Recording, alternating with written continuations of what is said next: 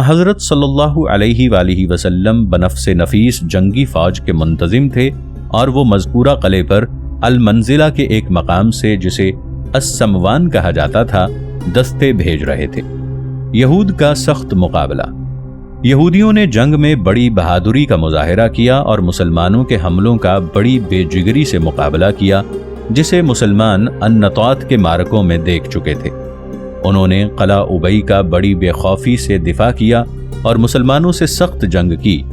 جس فوج کو قلعہ ابئی پر حملہ کرنے کی ذمہ داری سونپی گئی اس کے سالار مشہور شاہ سوار حضرت ابو دجانہ انصاری رضی اللہ عنہ تھے۔ مبارزت کے لیے یہودیوں کا دروازے کھول دینا۔ قلعہ ابئی کے دفاع میں یہودیوں کا شوق قتال اس حد تک بڑھا کہ انہوں نے موت کو ہیچ سمجھتے ہوئے محاصرہ کرنے والی مسلمان فوج کے مقابلے کے لیے قلعے کے دروازے کھول دیے اور ان یہودی شاہ سواروں نے قلعے کے باہر مسلمانوں کو دعوت مبارزت دے دی۔ 2 یہودی سالاروں کا قتل۔ قلعہ ابئی سے ایک شاہ سوار جسے عزول کہتے تھے باہر نکلا اور اس نے قلعے کی فصیلوں کے سامنے اپنے گھوڑے پر پھیرا لگا کر مبارزت طلب کی۔ اس کے مقابلے کے لیے مسلمانوں کی صفوں سے حضرت حباب بن منظر انصاری رضی اللہ عنہ نکلے۔ تھوڑی دیر دونوں نے جولانی کی۔ اس کے بعد حضرت حباب بن منظر رضی اللہ عنہ نے یہودی شاہ سوار عزول پر حملہ کر کے اس کا دایاں ہاتھ کاٹ دیا۔ وہ قلعے کی طرف بھاگا مگر حضرت حباب رضی اللہ عنہ نے قلعے میں داخل ہونے سے قبل اس کی ٹانگیں کاٹ دیں، پھر وہ مر گیا۔ پھر حضرت حباب بن منظر رضی اللہ عنہ مسلمانوں کی صفوں میں واپس آ گئے۔ یہودی سالار عزول کے قتل کے بعد ایک اور یہودی شہ سوار جس کا مورخین نے نام نہیں لکھا، اس نے قلعے سے باہر نکل کر مسلمانوں کو للکار کر مبارزت طلب کی تو مشہور انصاری شاہ سوار حضرت ابو دجانہ رضی اللہ عنہ سماک بن خرشہ نے اس کے چیلنج کو قبول کیا۔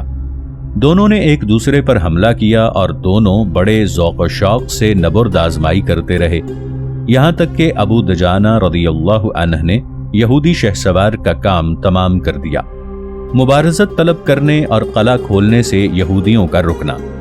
قلعے کے دروازوں کے آگے 2 یہودی سالاروں کے قتل ہونے کے بعد قلعے میں موجود دوسرے یہودیوں کے دلوں پر رعب چھا گیا اور وہ مبارزت طلبی سے رک گئے، اور پھر انہوں نے قلعے میں پناہ لینے اور اس کا دفاع کرنے اور اس کی دیواروں کے پیچھے مسلمانوں سے جنگ کرنے کے لیے قلعے کے دروازے بند کرنے کی کوشش کی، لیکن اسلامی فوجوں کے ہراول دستوں کے سالار حضرت ابو دجانہ انصاری رضی اللہ عنہ نے ان کو ایسا کرنے کا موقع نہ دیا۔ انہوں نے اپنی فوج کو سرعت کے ساتھ یہودیوں پر حملہ کرنے کا حکم دے دیا۔ اسلامی فوجوں نے حضرت ابو دجانہ رضی اللہ عنہ کی سرکردگی میں قلعے پر اچانک حملہ کر دیا۔ یہودیوں نے مسلمانوں کا شدید مقابلہ کیا اور قلعے کے ارد گرد فریقین کے درمیان سخت مارکہ آرائی ہوئی، لیکن باوجود کہ یہود نے بڑے ذوق و شوق سے مقابلہ کیا تھا مگر انجام کار انہیں شکست ہوئی اور قلعے کی فصیلوں میں گھسنے والے یہودی ہر جانب بھاگ اٹھے۔ مسلمانوں نے قلعے پر قابض ہو کر تمام ہتھیاروں، مویشیوں اور غلے پر قبضہ کر لیا، مگر کسی مورخ نے یہ بیان نہیں کیا کہ اس قلعے سے کوئی یہودی قیدی بھی ان کے ہاتھ لگا تھا۔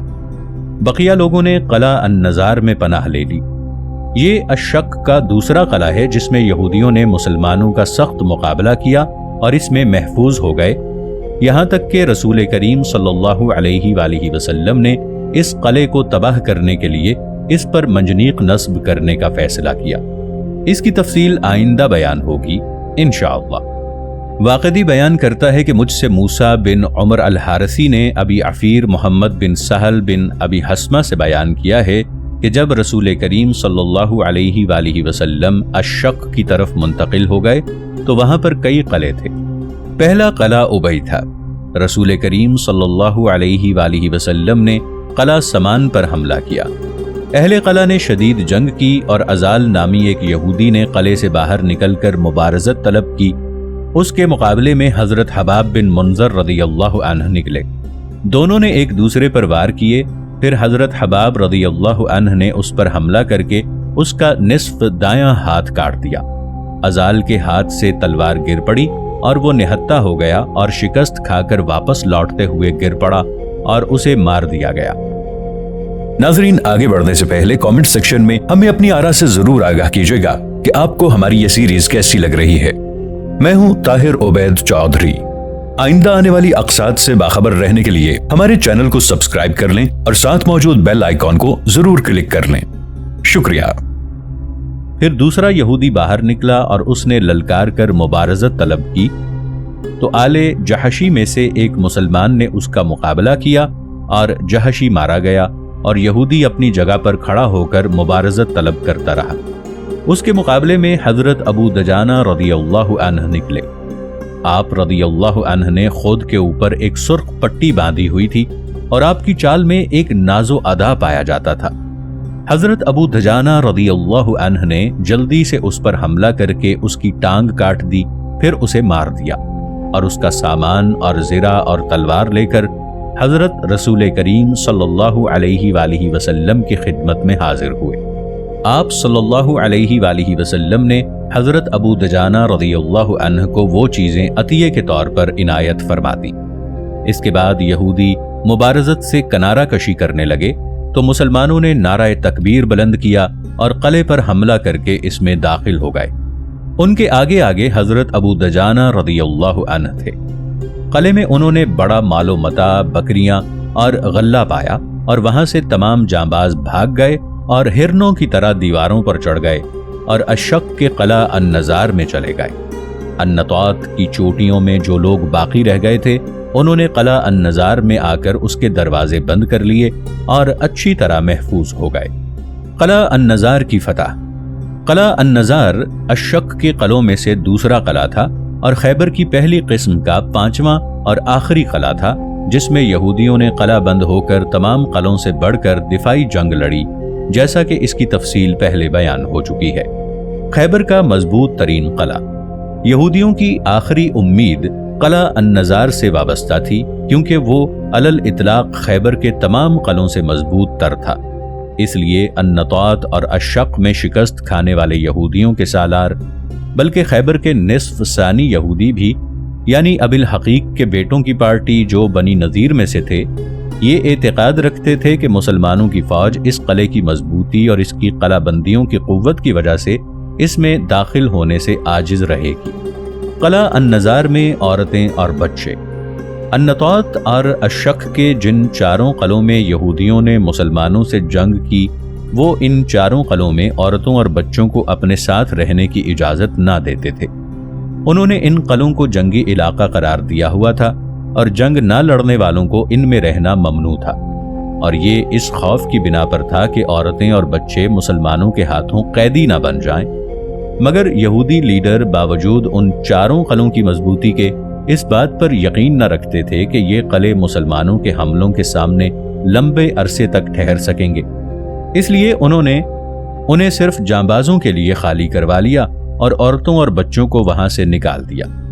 لہٰذا جب مسلمانوں نے ان چاروں قلعوں پر قبضہ کیا تو کوئی عورت اور بچہ مسلمانوں کے ہاتھ نہ لگا، لیکن قلعہ النزار کی مضبوطی اور قوت پر بڑے اعتماد اور اس یقین کی وجہ سے کہ اسلامی فوجیں اس قلعے کو فتح کرنے سے عاجز آ جائیں گی اور فتح کے بغیر طویل عرصے کے محاصرے سے اکتا جائیں گی اور جس راستے آئی ہیں اسی راستے واپس چلی جائیں گی، یا یہودیوں کے ساتھ مذاکرات پر مجبور ہو جائیں گی، اور چونکہ وہ طاقت اور پوزیشن میں ہوں گے اس لیے وہ مسلمانوں کے ساتھ صلح کے وقت اعلیٰ شرائط کو اپنے حق میں کریں گے۔ انہوں نے قلعہ النزار کو اپنے بہترین جانبازوں سے بھر دیا، پھر اس میں عورتوں اور بچوں کو بھی اکٹھا کر دیا اور وہ کوئی 2000 کے قریب تھے۔ پھر وہ بڑی مضبوطی سے قلعہ بند ہو گئے اور نڈر ہو کر قلعے کا دفاع کرنے لگے، کیونکہ وہ اچھی طرح جانتے تھے کہ اس قلعے کے مسلمانوں کے ہاتھوں فتح ہو جانے سے یہودی مقاومت کا کلی طور پر خاتمہ ہو جائے گا اور وہ خیبر کے نصف ثانی کی دفاع کی قدرت نہیں رکھ سکیں گے، کیونکہ وہاں کے رہنے والوں کی شجاعت و بہادری اور جنگ میں استقلال اشق اور النطاط کے یہودیوں جیسا نہیں۔ اس بات کو خیبر کے نصف ثانی کے یہودی لیڈر اور سالار بھی اچھی طرح سمجھتے تھے۔ ان کے ایک لیڈر کنانہ بن ابی الحقیق نظری نے جب النطاط اور اشق کا آخری قلعہ مسلمانوں کے ہاتھوں فتح ہوا کہا، محمد صلی اللہ علیہ وآلہ وسلم अन्नतात से फारिग हो गए हैं और यहाँ कोई उनसे जंग करने वाला नहीं रहा। जिस वक्त अहले नतात कत्ल हुए थे, यहूदी उसी वक्त कत्ल हो गए थे। कला अन-नज़ार का मुहासरा। इब्ने कसीर अल-बिदाया व निहाया में बयान करते हैं कि कला उबई से तमाम जांबाज भाग गए और गोह की तरह दीवारों पर चढ़ गए और अशक के कला अन-नज़ार में जाकर अच्छी तरह कलाबंद हो गए। कला अन-नज़ार के रहने वाले अशक के रहने वालों से ज्यादा जंगबाज थे। कला अन-नज़ार के सिवा अशक के तमाम कलों का खाली हो जाना। अशक के इलाके में बहुत से कले थे, लेकिन मालूम होता है कि यहूदियों ने उन सब को खाली कर दिया था और सब के सब कला अन-नज़ार की मजबूती की वजह से इसमें इकट्ठे हो गए थे।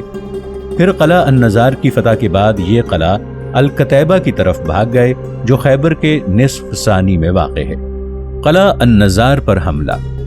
जैसा कि पहले बयान हो चुका है, कला उबई के सुकूत के बाद शिकस्त खुर्दा मुदाफ़िईन कला अन-नज़ार में आ गए। मुसलमानों ने उन पर हमला करने में जल्दी की और उन्हें आराम करने की फुर्सत ही न दी, बल्कि हजरत नबी करीम सल्लल्लाहु अलैहि वसल्लम की क़ियादत में उनका घेराव कर लिया और उन पर सख्ती से दबाव डालने लगे ताकि वो इताअत इख्तियार कर लें। यहूदियों की सख्त मुकाबमत। लेकिन यहूदियों ने मुसलमानों का सख्त मुकाबला किया और बावजूद शदीद मुकाबला करने के वो कले से बाहर निकलकर मुसलमानों पर हमला आवर नहीं हुए और न ही उन्होंने मुबारज़त तलब की, जैसा कि अन-नतात और अशक में कला नाइम, कला अस्अब और कला अज़्ज़ुबैर और कला उबई के मुहासरे के वक्त की थी। यहूद ने जो कुछ किया था वो ये था कि उन्होंने कला अन-नज़ार के बुर्जों और पहरे की जगहों को जांबाजों से भर दिया, खुसूसन तीरंदाजों से, और कले में पनाह लेकर मुसलमानों पर तीरों की बारिश करने लगे। वो बड़े माहिर तीरंदाज थे और मुसलमानों को कले की फसीलों से हटाने के लिए उसकी चोटियों से उन पर पत्थर फेंकने लगे। हज़रत सल्लल्लाहु अलैहि वसल्लम का यहूदियों के तीरों से जख्मी होना। यहूदियों के जवाब में मुसलमान भी उन पर वैसी ही तीरंदाजी कर रहे थे, मगर यहूदियों के तीर मुसलमानों को बहुत नुकसान पहुंचा रहे थे, क्योंकि यहूदी उन्हें कले के बुर्जों से मारते थे और मुसलमान इस कले के नीचे पड़ाव किए हुए थे। रसूल करीम सल्लल्लाहु अलैहि वसल्लम भी मुसलमानों के साथ यहूदियों पर तीरंदाजी कर रहे थे।